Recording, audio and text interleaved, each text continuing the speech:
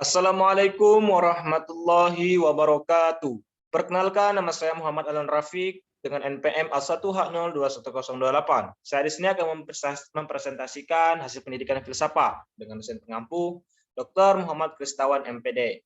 Baiklah, di sini akan membahas tentang hakikat manusia dan hakikat pendidikan, yang dimulai dari pengertian hakikat manusia dan pendidikan, hubungan hakikat manusia dan pendidikan, konsep dasar pendidikan, sifat ilmu pendidikan, serta tujuan pendidikan. Baiklah, di sini akan membahas pengertian hakikat manusia. Hakikat manusia diartikan sebagai ciri-ciri karakteristik yang secara prinsip.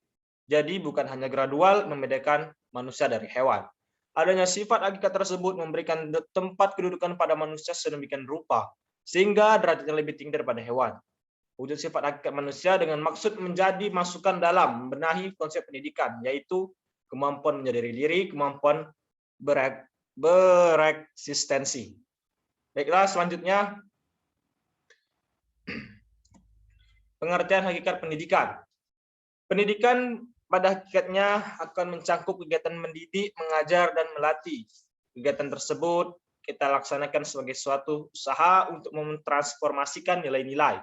Maka dalam pelaksanaannya, kegiatan tadi harus berjalan secara serempak dan terpadu, berkelanjutan serta serasi dengan perkembangan anak didik serta lingkungan hidupnya dan berlangsung seumur hidup. Yang pertama ada asas keharusan atau perlunya pendidikan bagi manusia. Asas keharusan pendidikan ada 3 asas, yaitu pertama, manusia sebagai makhluk yang belum selesai. Artinya manusia harus merencanakan, berbuat, dan menjadi. Dengan demikian, setiap saat manusia dapat menjadi lebih atau kurang dari keadaannya. Yang kedua, tugas dan tujuan manusia adalah menjadi manusia, yaitu aspek potensi untuk menjadi apa dan siapa, merupakan tugas yang harus diwujudkan oleh setiap orang. Yang ketiga, perkembangan manusia bersifat terbuka, yaitu manusia mungkin berkembang sesuai dengan kodratnya dan martabat kemanusiaannya. Sebaliknya, mungkin pula berkembang ke arah yang kurang sesuai. Ada pula asas-asas kemungkinan pendidikan.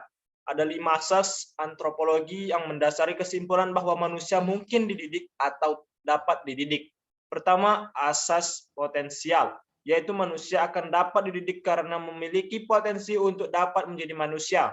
Kedua, asas dinamika, yaitu manusia selalu menginginkan dan mengejar segala yang lebih dari apa yang telah dicapainya. Ketiga, asas individualitas, yaitu manusia sebagai makhluk individu tidak akan pasif, melainkan bebas dan aktif berupaya untuk mewujudkan dirinya. Keempat, asas sosialitas, yaitu manusia butuh bergaul dengan orang lain. Kelima, yaitu asas moralitas, yaitu manusia memiliki kemampuan untuk membedakan yang baik dan tidak.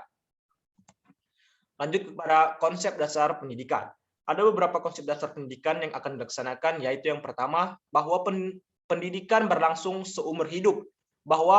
Yang kedua, bahwa bertanggung jawab pendidikan merupakan tanggung jawab bersama antara keluarga, masyarakat, dan pemerintah.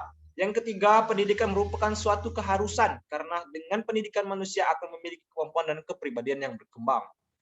Lanjut ke sifat ilmu pendidikan. Ilmu pendidikan bersifat deskriptif, normati.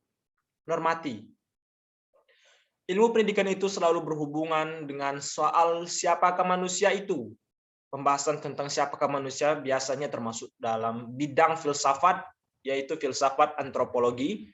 Pandangan filsafat tentang manusia sangat besar pengaruhnya terhadap konsep serta praktik-praktik pendidikan. Yang kedua, ilmu pendidikan bersifat teoritis dan pragmatis. Pada umumnya ilmu mendidik tidak hanya mencari pengetahuan deskriptif tentang objek pendidikan, melainkan ingin juga mengetahui bagaimana cara sebaiknya untuk berfaedah terhadap objek didiknya. Lanjut ke tujuan pendidikan. Tujuan pendidikan ditujukan untuk meningkatkan kualitas manusia, yaitu pertama, hubungan dengan Tuhan ialah beriman dan bertakwa kepada Tuhan yang Maha Esa. Yang kedua, pembentukan pribadi mencakup budi pekerti yang luhur, berkepribadian, mandiri, maju, tangguh, cerdas, dan kreatif. Yang ketiga, bidang usaha mencakup keterampilan, berdisiplin, beretos kerja, berprofesional, bertanggung jawab, dan produktif. Yang terakhir, kesehatan yang mencakup kesehatan jasmani dan rohani.